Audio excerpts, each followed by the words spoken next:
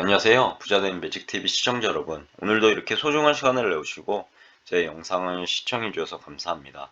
오늘은 2022년 10월 21일 늦은 저녁 시간입니다. 오늘 나눌 주제는 기획재정부에서 발표한 비상경제장관 회의 개최에 대한 부분을 한번 말씀드려보고자 하는데요. 추경호 경제부총리 겸 기획재정부 장관은 2022년 10월 19일 수요일, 이번 주 수요일이었죠. 9시 30분에 정부 서울 청사에서 비상경제장관 회의를 주재하였다고 합니다. 참석자를 잠시 보시면 경제부총리가 주재했고 과기정통부, 산업부, 고용부, 해수부, 중기부, 국조실, 공정위, 금융위 등 관계부처 장차관이 이렇게 모여서 해당 회의를 진행한 것으로 보입니다. 금일 회의 안건 보시면 두 가지인데요. 두 가지 모두 조선산업에 대한 부분입니다. 첫 번째는 조선산업 초격차 확보 전략, 두 번째는 조선산업 격차 해소 및 구조 개선 방안에 대해서 논의했다고 합니다. 별첨으로 보면 세 가지인데요. 경제부총리 모두 발언이 있고요. 그리고 조선산업 초격차 확보 전략, 그리고 조선산업 격차 해소 및 구조 개선 방안입니다. 이번 시간에는 경제부총리 모두 발언에 대해서 한번 알아보고요. 나머지 두 가지는 한번 기획재정부 가보시면 있거든요. 해당 자료 다운로드 받아보셔서 꼼꼼하게 보실 분은 이런 부분 보시면 좋을 것 같습니다. 그리고 특히 조선산업에 투자하고 계신 분이나 아니면 이제 투자하실 분들은 해당 2, 3번에 대해서 한번 읽어보시면 좋을 것 같습니다. 저도 한번 읽어봤는데요. 나름대로 좋은 자료인 것 같아서 이렇게 추천드립니다. 아무튼 이번 시간은 경제부총리 모두 발언에 대해서만 알아볼 예정인데요. 여기에 모든 게 함축적으로 녹아져 있더라고요. 그럼 한번 알아보겠습니다. 비상경제장관의 경제부총리 모두 발언인데요. 10월 19일 날 있었죠. 최근 높은 수준의 인플레이션 지속에 따른 주요국의 고강도 금융 긴축, 특히 미국이죠. 여기서 주요국은 지금 엄청나게 지금 금융 긴축을 하고 있습니다. 그러면서 금리도 올리고 있죠. 글로벌 경기 하방 리스크가 확대되고 있죠. 그래서 보면 세계 경제 성장률이 IMF에서 전망을 했었는데 7월 전망 대비 0.2%포인트가 이렇게 낮아졌고요. 아무튼 우리 경제 어려움이 상당 기간 지속될 것이라고 전망된다고 합니다. 우리도 미국이 이제 금리 인상하면서 우리도 올리고 있긴 하는데 지금 금리가 역전됐죠. 그리고 보시면 환율 또한 지금 강달러 현상으로 인해서 엄청나게 지금 올라갔습니다. 그리고 정부는 물가와 민생 안정을 정책의 최우선으로 한다는 그런 부분 머릿속에 넣어두시면 좋을 것 같고요. 그리고 민간과 기업의 경제 활력 제고를 위한 과감한 규제 혁신, 경상수지 구조적 개선 등에 박차를 가한다는 그런 정부의 정책을 잠시 알아볼 수 있었습니다. 그걸 추측할 수 있었고요. 그리고 지난 10월 7일 대통령 주재에서 비상경제민생회의에서 논의된 국제수지 대응 방향의 후속 조치죠. 일환으로 조선산업의 경쟁력 확보를 위한 대응 방안을 이렇게 논의한 것 같습니다. 최근 우리 조선업계는요, 글로벌 선박시장, 회복으로 수주 확대, 그리고 성과 상승 등 제방 여건은 개선되고 있다고 하네요. 그리고 대외적으로 중국, 일본과 기술 경쟁이 요즘에 치열해지고 있죠. 그리고 내부적으로는 높은 하청 의존도에 따른 원청, 하청, 이중 구조로 이렇게 이제 문제가 지속되고 있습니다. 이런 구조적인 문제에 직면하고 있다고 하네요. 그리고 정부는 최근 업황 회복의 기회가 우리 조선산업의 수익성 개선과 미래 선박 시장의 선점으로 이어지도록 추격차 경쟁력 확보와 고용구조 개선을 병행 추진한다고 하네요. 우선 첫 번째 조선산업 초격차 확보 전략인데요. 한번 알아보면 조선산업 초격차 확보 전략을 적극 추진한다고 합니다. 하나, 둘, 세 가지에 대해서 보는데 우선 현장 애로가 큰 조선업계의 인력 문제를 신속히 해결하겠다고 합니다. 보시면 비자 제도의 개선을 통해서요. 외국 인력을 적극 활용한다고 하고요. 내국인 생산 인력도 연간 3천여 명 이상 추가 양성을 한다고 합니다. 그리고 특별 연장 근로 가용 기간도 연간 90일에서 180일로 한시적으로 확대해야 한다고 하고요. 두 번째로 미래 선박시장 선점을 위한 기술 개발에 집중 투자한다고 하고요. 디지털 전환을 통해 생산성 향상도 도모하겠다고 합니다. 향후 수요 확대가 예상되는 친환경 선박 그리고 자율운항 선박 등의 핵심 기술 개발에 2023년 내년이죠. 1,400억 원 이상을 투입한다고 하고요.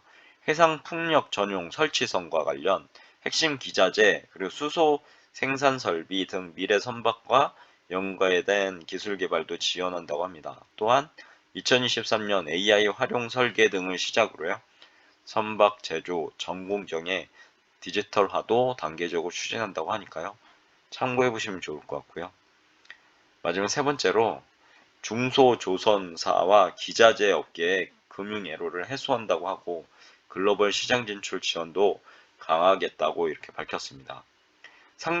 상대적으로요. 투자 여력이 부족한 중소조선사를 위해서요. 선수금 환급 보증, RG라고 하죠. 적기 발급을 한다고 하고 개별 기자재가 아닌 패키지 단위의 R&D를 추진, 해외 마케팅 지원 등 수출 경쟁력도 뒷받침해 나가겠다고 이렇게 말을 하고 있네요.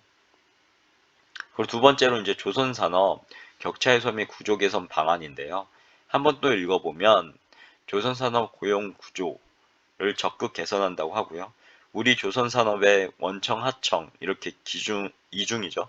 이중 구조는 오랜 기간 이어온 해묵은 난제라고 합니다. 산업 생산성을 아무래도 떨어뜨리겠죠. 그리고 불공정을 심화시키는 구조적 문제로 제기되어 왔고요. 특히 이 문제로 인해서 원청 하청 근로자 간 처우 그리고 임금 격차가 심화되고 인력 유출과 경쟁력 약화 등의 악순환도 발생하고 있죠. 그래서 이제 정부는 우리 조선산업의 재도약을 위해 원청하청 이중 구조 해결에도 총력을 기울인다고 합니다. 좋은 정책들이 나왔으면 좋겠네요. 그리고 여기서도 세 가지 정도로 볼 수 있는데 첫 번째는 이제 원청하청 노사의 자율적 상생과 협력이 기반한 이중구조 개선을 적극 추진한다고 하고요. 그리고 원청하청 노사 간 상생, 발전, 협약 체결을 중재하고 필요한 제도 개선과 재정 지원 등을 뒷받침한다고 합니다. 두 번째로 불합리한 하도급 관행 개선 등 공정 질서 확립과 함께 직무 숙련도에 기반한 임금 체계도 확산한다고 합니다. 마지막 세 번째는 청년 등 신규 인력 유입을 촉진한다고 하고요. 그리고 근로환경 개선과 복지 증진 등 재직 요인도 더욱 확대한다고 이렇게 말을 하고 있네요. 그리고 아래는 이제 모두 발언을 마친 거고요. 아무튼 여기까지인데요. 오늘 제가 말씀드릴 내용은요. 한마디로 지금 정리하자면요. 비상경제장관 회의에서 말을 했던 거는 이제 여기서 중점적으로 볼 게 정부가 이제 물가 민생 안정을 관련해서 정책을 최우선으로 지금 두고 있는 상황 한 가지 머릿속에 넣어두시면 좋을 것 같고요. 그래서 민간과 기업의 경제 활력을 제고하고 가감한 규제 혁신, 경상수지 구조적 개선 등에 대한 정책들을 그리고 해당 부분들을 좀 더 중점적으로 정부에서 핸들링을 할 것 같습니다. 여기서 봤을 땐요. 그리고 조선산업에 대한 부분, 경쟁력 확보를 위해서도 어, 아래 알아본 것처럼 조선산업 초격착보 전략과 그리고 조선산업 격차 해소 구조 개선 방안 두 가지의 방안을 통해서 조선산업을 키울 것 같은 그런 분위기니까요. 혹시나 조선산업에 투자하려고 하시거나 아니면 이미 투자하고 계신 분은 해당 별첨이 있거든요.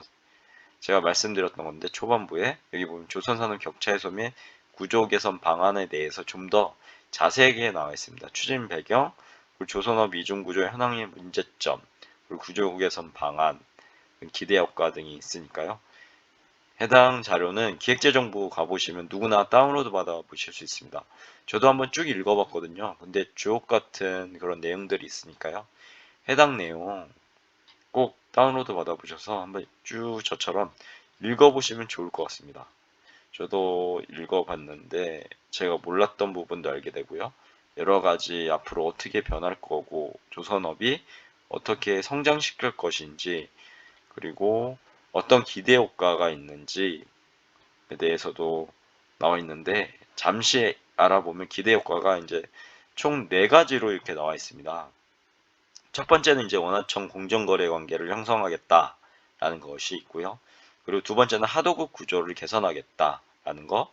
그다음 세 번째는 생산 현장 근로 여건 개선 및 격차를 완화하겠다. 마지막으로 신규 인력 유입, 숙련 인력 증가 등 공정 보상 체계를 확립하겠다라는 부분입니다. 그래서 이렇게 이제 선순환이 가능하다고 하고요.